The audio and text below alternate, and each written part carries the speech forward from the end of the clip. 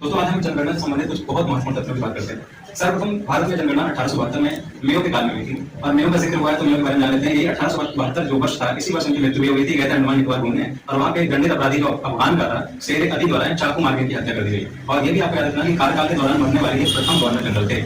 इसके बाद दोस्तों भारत में नियमित जनगणना 1881 से 53 के काल में शुरू हुई है। और बात करें कि who is known as father of census, Indian census, यानी भारतीय जनगणना के जनक किसे कहते हैं, तो हेनरी वॉल्टर को कहते हैं। ये भी आपको याद रखना है। इसके बाद 2011 की जो जनगणना है वो स्वतंत्र भारत की 7वीं और कुल 15वीं जनगणना है। इसके बाद विश्व में सर्वप्रथम जनगणना कब हुई और कहाँ हुई, तो आपको याद रखना है। आधुनिक पद्धति द्वारा जो व्यवस्थित जनगणना हुई थी वो स्वीडन में हुई थी 1749 में। और सर्वप्रथम 10 की जनगणना यानी 10 वर्ष के अंदर वाली बात करें तो अमेरिका में 1790 में हुई थी।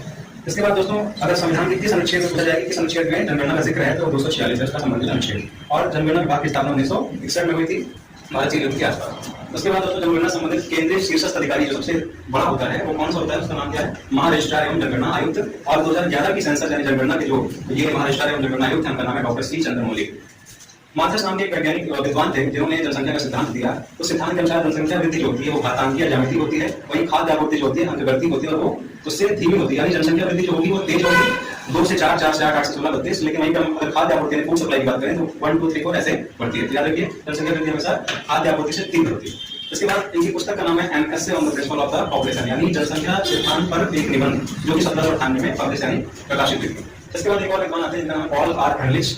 इनकी पुस्तक द पॉपुलेशन 1968 में प्रकाशित हुई थी, जो कि अभी आर्मी परीक्षा में पूछा गया था प्रश्न। और इसके बाद दोस्तों जनसंख्या का महान विभाजक पक्ष कब क्या है, 1921, क्योंकि इससे पहले जनसंख्या जो थी वो स्थिर थी, कभी कभी नकारात्मक थी, लेकिन इसके बाद से जनसंख्या की वजह से सकारात्मक यानी वृद्धि देखने को मिलती है।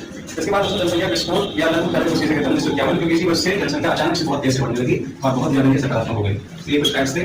जय हिंद भारत।